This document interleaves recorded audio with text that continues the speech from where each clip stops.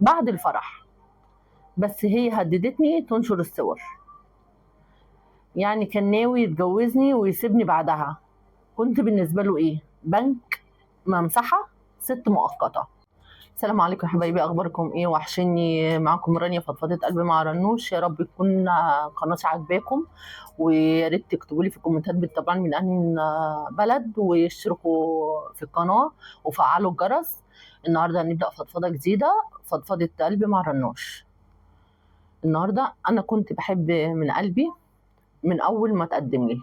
هو مش غني ولا ابن ناس كبيرة، بس محترم وخلوق وبيحبني، وده كان كفاية بالنسبة لي.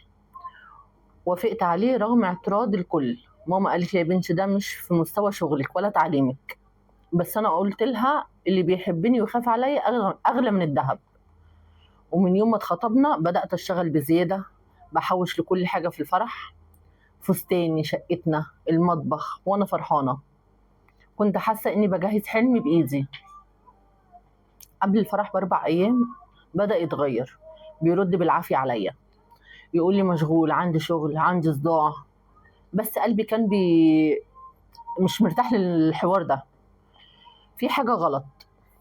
يومين قبل الفرح صاحبتي كلمتني، قالت لي انت شفتي خطيبك فين اخر مرة؟ قلت لها من 3 ايام. قالت لي طب شفتي الستوري بتاعته؟ رحت فتحت الموبايل، شفت صورة ليه في اوضته على السرير مع بنت تانية، وشهم ظاهر بوضوح.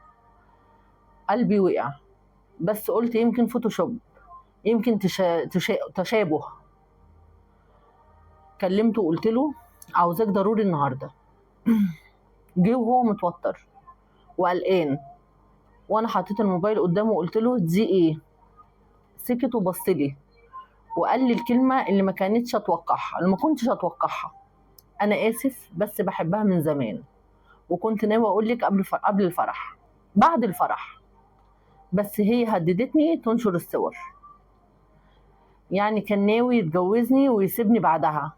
كنت بالنسبه له ايه؟ بنك ممسحة، ست مؤقتة. ما قدرتش اتكلم، قمت وقلعت ختمي واديتهوله. قلت له انا خسرت وقتي، مشاعري، فلوسي، بس مش خسرانه كرامتي، مش هخسر كرامتي تاني. وسبته ومشيت. تاني يوم البنت اللي كانت معاه بعتت لي على الانستجرام: انا اسفه، عملت كده علشان كنت بغير منك، بس هو بني ادم رخيص. بعد ما سابك حاول يكلمني وانا رفضت.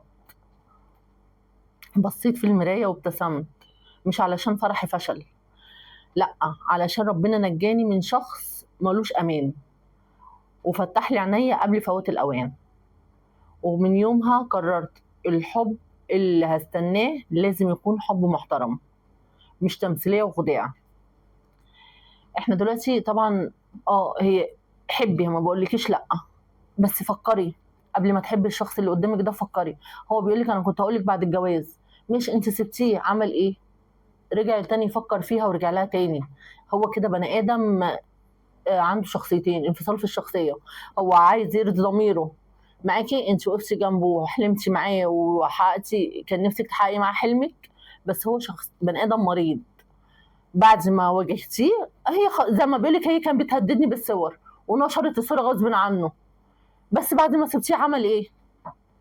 هو ضعيف، راح لها هو عشان ما فيش مكانك فضي بالنسبه له، عايز يملاه. رجع للغلط بتاعه، اكد لك اللي هو بني ادم مش سوي، مش كويس.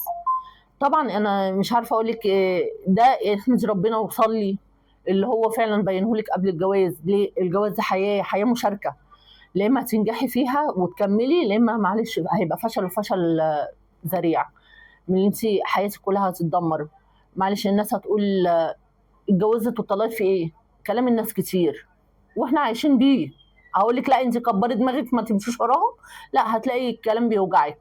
طب هي فيها عيب ايه عشان يسيبها؟ مش هقول بقى الراجل هو اللي فيه العيب ولا انا اكتشفت اللي هو خاين، لا، هقول هي فيها ايه؟ ايه المشكله اللي عندها عشان يحصل فيها كده؟ اتطلقت ليه بعد الجواز على طول؟ احنا في مجتمع سوري سيء، كل واحد بيتكلم على التاني. مش بيخش يقول لأ طب ما أنا لو كنت مكانها كنت عملت إيه، أو أفهم الحوار إيه، لأ، هيجيبوا الغلط عليكِ أنتِ، هيقولوا فيكِ عيب. احمدي ربنا وصلي واستخيري اللي هو ربنا فتح عينيكي قبل الجواز، لو حتى قبل الجواز بيوم احمدي ربنا، احمدي ربنا اللي انت ما وقعتيش في الفخ بتاعه، وهو بني ادم مريض ومش سوي. ده رايي. يا ريت تبعتوا لي رايكم انتوا في الكومنتات وتقولوا لي رايكم الراي ولا لا، وهي كده صح وربنا بيحبها قد ايه اللي هو ظهر لها على حقيقته. معكم رانيا فضفضة قلبي مع رنوش، فضفضة جديدة وكل يوم حكاية جديدة. مع السلامة.